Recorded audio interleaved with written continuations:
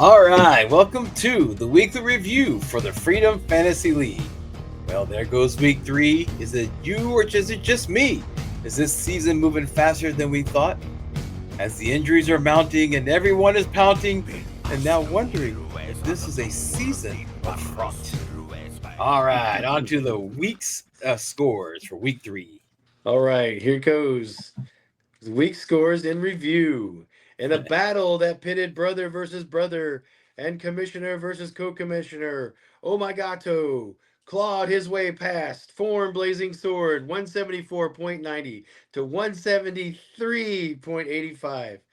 The 1.05 point difference, while slim, was not the smallest margin of victory this week. Mm-hmm. Yeah, that was close. Yeah, it Once was. again, yes, missed it by that much. Yeah. Once again, Form Blazing Sword is in a match that was almost the match of the week. And once again, it was a kicker that determined the match. Damn kickers. Off the back of his defense, scoring an amazing 48.70 points, Form Blazing Sword was only leading by a little over 10 points going into the last game of the match. It looked like it was all over, but it became painfully obvious that Baltimore's defense is hot garbage and couldn't stop the Lions. The team that Oh My Gato's kicker was on, oh, couldn't stop the Lions, the team that Oh My Gato's kicker was on, allowing the Lions offense to score touchdown after touchdown, leaving just scraps for Oh My Gato's kicker. There was only one opportunity that Oh My Gato's kicker got, which was a 67-yard attempt to end the half. It had the distance, but not the direction, and it went wide left out went both Oh My Gato's chance to score and his kicker's chance to make history with the longest ever field goal made in the history of the NFL, which I cheered for. It all came down to the fourth quarter. With a handful of minutes to go, Baltimore was able to get that elusive third down stop and their side of the field, which forced the Lions to set up for a field goal. As the master Jack Bates made the field goal, it put Oh My Gato up by half a point and gave him the lead. Baltimore turned back into trash, and the Lions scored another touchdown, which gave Bates a kick at the extra point and the 1 point cushion for the win for Oh My Gato. Yeah, that's how that happened. Next week, Form Blazing Sword is facing Washington's kicker with the news of Jalen Daniels and Terry McLaurin being out. There likely won't be many chances for kicks, so worrying about this opponent's kicker shouldn't be a concern. Wow, that's great. Right. One less thing. Yeah. Yeah. Blue Hair White Dragon feasted on the dock 220.55 to 202.65. That's a lot of points. Mm-hmm. BHWD not only earned the win, but also scored the most points for the week. Congrats on that. However, with the news that one of her cornerstone wide receivers, Davante Adams, has a gimpy hammy, but plans to play, her days of flying high might be in danger. Let's see. She has a roster full of wide receivers, Hope, and a roster full of running back heroes. Mm-hmm. Seems like there's something that she needs to do to help her team in the future. I don't know. Anyway, the Doc finally tasted defeat for the first time, but still didn't keep him from relinquishing his top place on top of the league. Although it's not really likely that Jonathan Taylor will score over 50 points every week to help save his running back group. Mm-hmm. Yeah, we'll see about that. Yeah, right. Cheez It showed Snake Eyes who wore the pants in the family when she beat her fiance 184.20 to 157.95. Mm-hmm. If she was a player in the NFL, she would have been suspended for beating her partner that bad. Waka waka. The pain of the loss was so bad that it caused the league to witness an ending of an era as Snake Eyes is no longer rostering the Dallas defense. Oh no, how could that be?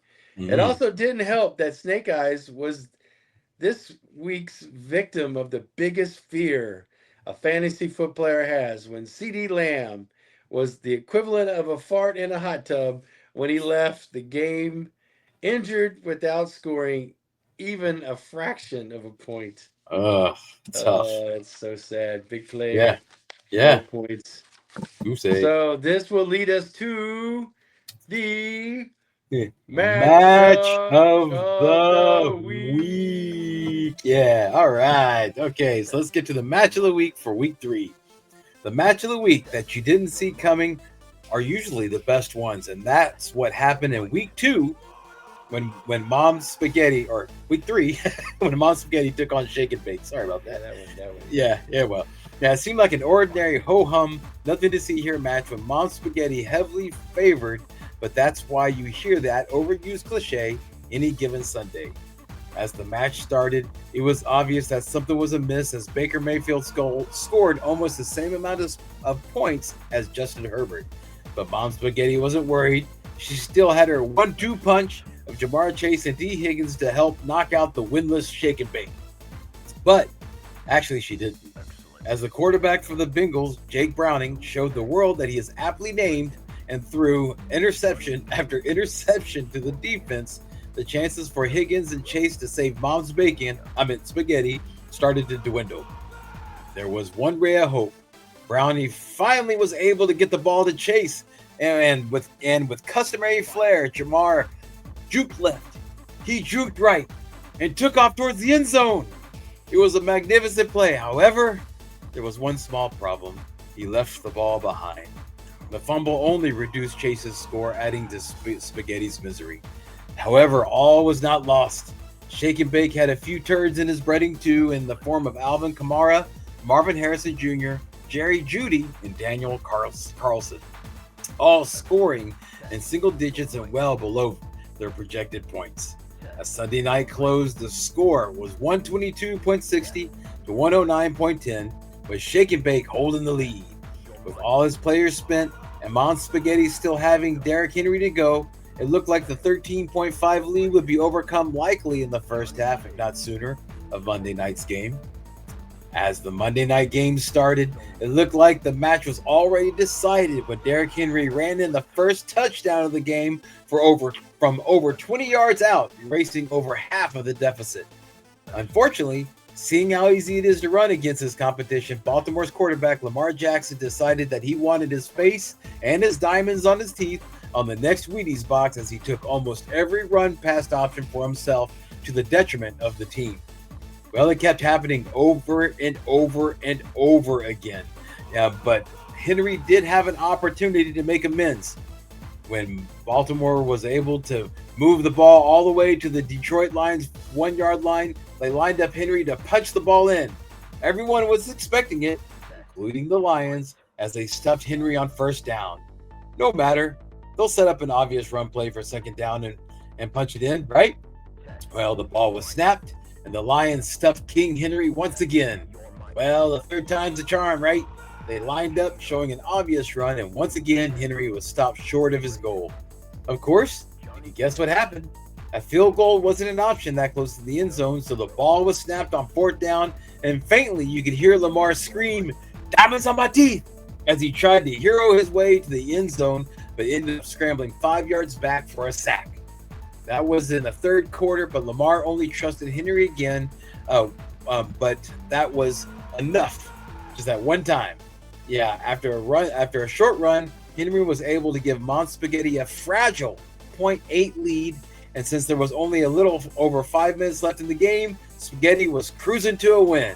From that point on, Lamar decided that it was his time, and started giving Henry fake after fake, and no matter, Spaghetti was still in the lead, even if it was by the narrowest of margins. Needing to gain momentum, the Bling Grill finally relented and decided to hand the ball off to King Henry to help jumpstart the offense. Henry got the ball, made one of his customary moves, faking out the defender who ran past him. He then started to make another move, but he took too long on the defender that ran past actually came back and punched out the ball for a fumble that was recovered by the defense. In that one moment, both the game was lost for Baltimore and Mom Spaghetti, as the -1 point penalty for a fumble put her behind Snake Eyes 122.6 to 121.8. Baltimore did get the ball back, but since their head coach actually penalizes his players for fumbling, unlike the participation trophy Patriots, Henry never got back into the game, giving Shake and Bake his first win by only 0.8 points. This is the third time this season that a match has been decided by less than 2 points, and this is only week 3. Next week, Shake and Bake will try to keep the momentum going as he takes on, fresh off his blessed win, Oh My Gato. Mom Spaghetti will try to turn this ship around as she looks to hand another loss to the defending champ and league leader, the Doc. Yeah, so first time I can remember do that, like a fumble decided the game like that. Yeah, that's close. Mm-hmm. That is close. Yeah, but Lori took it in stride. Yeah, she did. I mean, she didn't freak out. She what are you didn't gonna do? act a fool. Right. She was like, oh well, you know. I mean, You like, had all the right people. It just football. Yeah, fuck Cookie. Yeah. So anyway, Cookie. yeah, That's it. yeah. All right. On to the Blowout of of the the week. week. Blowout of the week. Yes. All right, everybody, here's the blowout of the week. This week's blowout of the week is one to be savored since it doesn't happen too often. Opera's Orchestra gets the blowout of the week as he defeated Blitz by only 28.27 points. That's how close the games were this past week, and this margin likely set a record for the lowest blowout of the week. Yeah, 28 points. That's Another record. Yeah. Jeez. The lowest blowout of the week, yes. The margin of victory was largely predicated on the output of two quarterbacks. Blitz is experiencing the roller coaster ride that is Pat Mahomes, and Opera's Orchestra is experiencing the Konami cheat code output of Lamar, look at my grill, Jackson. Although his kicker, Parker Romo, put up the numbers that look like the initials of his team. Yeah. The trade that he made to acquire Garrett Wilson gave him the WR1 numbers that he needed to help secure this win. There really isn't too much shame in this game, considering Blitz did earn over 160 points, which would have beaten 3 other teams in the league. It was just catching Lamar doing selfish things, Wilson doing Wilson things for Opera's Orchestra, and that was the basic undoing. No big mistakes, no big blowups, no real reason to hang your head low, Blitz. Like the great philosopher once said, you got fucked, Cookie. It happens to the best of us. Yes. Blitz looks to rebound as he takes on the recently recipient of domestic violence, Snake Eyes, and Opera's Orchestra is looking to prove that his first win of the season wasn't a fluke as he focuses on his paterfamilias, Form Blazing Sword. On the paterfamilias. The paterfamilias. Yeah. Excellent, bro. Excellent. All right. Yeah. Okay, so this is where we would normally talk about the master debate, but for the one for week 3, I mean, we're recording this because people asked us to record it, but it's actually a week late, so there's no chance to vote on it. So we move on. We move on. Okay, so let's move on to the last segment of the show, bro. Oh, let's see. It's time for that time again. And a segment that we like to reveal some mistakes our managers made, and a segment we like to call Oops, I Shit My Pants. We'll start this off with Opera's Orchestra. You get one for starting DeAndre Hopkins over Devonta Smith, who scored 10 times higher than Hopkins. Here's the sound from downtown. And he gets another one for starting Parker Romo, the homo, over Matt Gay, who 19 times higher than Romo. He scored. Mhm. Look out. What's that sound? It's opera orchestra turning his pants brown. Once again, there's thunder from the skies when blue hair, white dragon started Shuba Hubbard over Cam Skedabo, who scored almost 3 times higher than Hubbard. Here comes the blizzard from the lizard.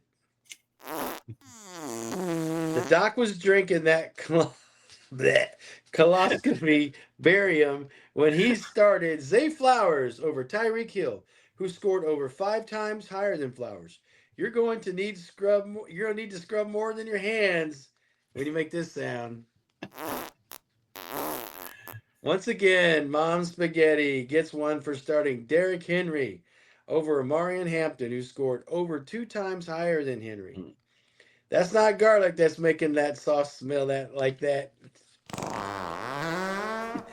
For the first time this season, it wasn't a sty that was in the eye when Snake Eyes started Josh Allen over Caleb Williams, leaving Caleb 63.6 points on the bench. Better close your eyes because here comes the Brown Thunder. All right, that's it. That's all we got. That's going to wrap up Yeah. our week 3 review. Yeah. Just a quick reminder, everybody, that we're all looking to trade. So please keep your eyes on any notices because you might be able to make a pretty good deal. All right. So with that, congratulations to the winners, consolations to the losers, and see you guys and gals next week. Yes, until next week, stay strong, be of good courage, and long live the Republic. Thank you for playing.